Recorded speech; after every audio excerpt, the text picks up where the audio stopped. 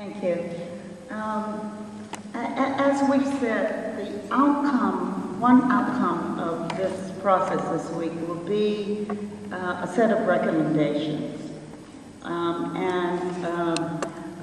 As to actions that could be taken by governments, political parties, and also the international community. One of the institutions that exists within that last category is the Office of the High Commissioner for Human Rights, and within that, something that's called the Indigenous Peoples and Minorities Unit that can be quite instrumental in seeing that some of the work that we conclude is necessary actually takes place. So I want to introduce you to the director of that unit and ask if he can say some words about your work and your methodology and how you see you're playing a role in this process. Thank you very much, Faye, and good afternoon again to everybody. I'm very pleased to be able to say a few words about the work of our unit, which is a thematic unit within the Office of the High Commissioner for Human Rights. And within that office, there's only a limited number of teams that have been given a devoted unit, and Indigenous peoples and minority issues is one. So I think that already reflects the fact that this area is a priority area for the Office of the High Commissioner and for the High Commissioner himself. In the work of the unit on Indigenous peoples and minorities, we try to play a role of a thematic hub for minority rights, providing support within the Office of the High Commissioner.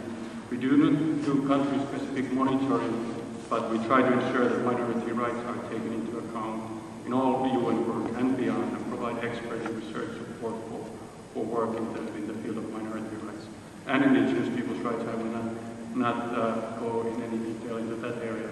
That is pretty much 50% of our work. We work very closely with our colleagues in other parts of the Office of the High Commissioner, our colleagues who service and support the independent expert and the Forum on Minority Issues, and of course the human rights treaty bodies and the human rights councils, UPR, and other processes. But we also cooperate beyond the Office of the High Commissioner with other partners at the international and national level, and that of course includes NGOs, governments, and academic institutions, as well as at the country level. We work a lot with our offices. The Office of the High Commissioner has 56 country presences globally, and we as a unit try to provide expertise and support for their work in the area of minority rights. We are also the unit that coordinates UN's interagency work aimed to mainstream minority rights in the work of the UN. And that is of course very tightly linked also to the work of the Forum. I would say that in terms of the scope of our discussion, in the United Nations, and with respect to the legal documents that give us a standing here and that inform my mandate, which is the UN Declaration on the Rights of Persons Belonging to national or ethnic, religious, or linguistic minorities. I want to read to you my definition of minorities that is a definition informed by our legal mandates. And you will find it on it's the first footnote on the document called Draft Recommendations. I'll just read it. The definition of minorities focuses on persons who are A, distinct from the larger societies in which they live based on race, ethnicity, religion, their mother tongue, or cultural practices. So they're distinct in those ways. And B, who as a group are non-dominant or disadvantaged in terms of their power relations vis-a-vis the larger society. So I say that to say, everyone asks me, well, what do you mean minorities? It does not, the word minorities does not restrict us from talking about groups of people who might be numerically greater than other groups. But they have to be non-dominant. So my best example is that under apartheid, Black South Africans were within this definition of minority groups. I don't see any Brazilians here today, but my understanding of the Brazilian society is that numerically, the largest number of them are African descendants. But because they have, and you know, the present government's excluded, let me say, because historically in the society, they have been disadvantaged, they've been non-dominant. They too would come within the definition of minorities for my purposes and the purposes of the forum. The second point I want to make, though, about this definition is that for United Nations reasons only, it is not to include indigenous peoples. That's because I have a colleague who is the special rapporteur on indigenous peoples.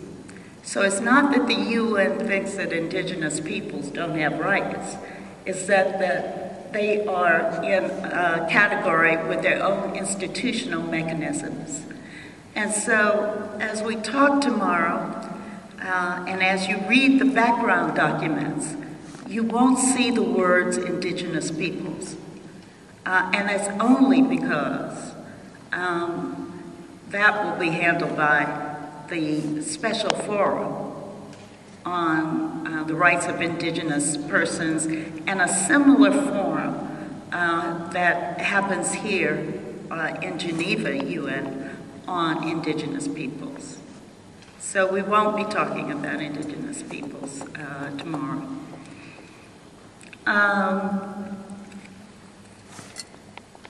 So let's stop there. That's a lot of information. Are there any questions?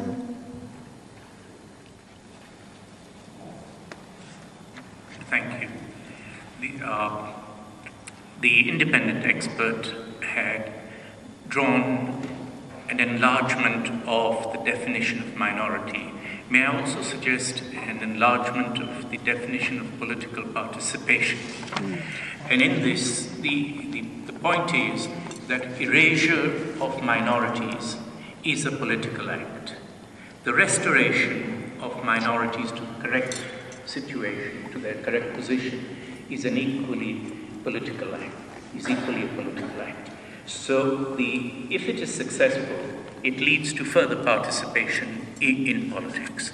And therefore, the issue here is a few more prescriptions, perhaps, not for governments to legislate or to ensure compliance with the normative provisions, but rather to afford minorities certain facilities. The first is that the minority must be enabled and must be given the opportunity to define itself. Its own name, its the origins that it acknowledges for itself, as opposed to those that are written into the past, its true history as it sees it,